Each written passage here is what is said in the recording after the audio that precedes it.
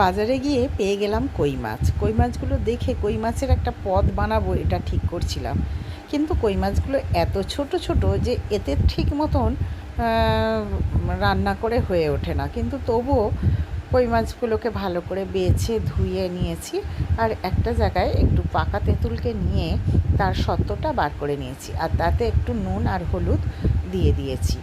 আর একটা জায়গায় একটু সর্ষে পোস্তকে বেটে নিয়ে তাতে একটু নুন, হলুদ, লঙ্কা গুঁড়ো দিয়ে রেখে দিয়েছি। দুটো বাটিতে দুটো জায়গাতে রেখে দিয়েছি।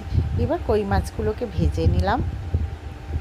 ভালো করে ভেজে নেবার পর একটা জায়গায় তুলে নিলাম। তুলে নেবার পর প্রথমে ওই সর্ষে পোস্ত দিয়ে যেটা সত্ত্বটা তৈরি করে রেখেছিলাম সেইটা উপরে মাছগুলো একটু ফুটে যেতে মাছগুলো তাতে দিয়ে দিলাম।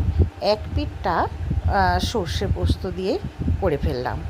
এরপর সেটাকে তুলে নেবার পর এবার কড়াতে দিয়ে দিলাম সেই টক জাতীয় যে তেঁতুলের সত্ত্বটা করে রেখেছিলাম সেইটা দেবার পর সেটাও একটু ফুটে যাবার পর আবার উল্টে মাছটা দিয়ে দিলাম।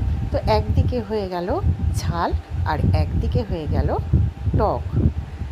এই রান্নাটার নাম কই মাছের গঙ্গা যমুনা।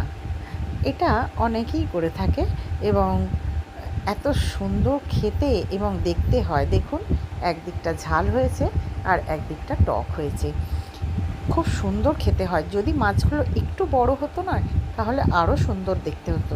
আপনারাও তাড়াতাড়ি তৈরি করে ফেলুন আর আমাকে অবশ্যই কমেন্ট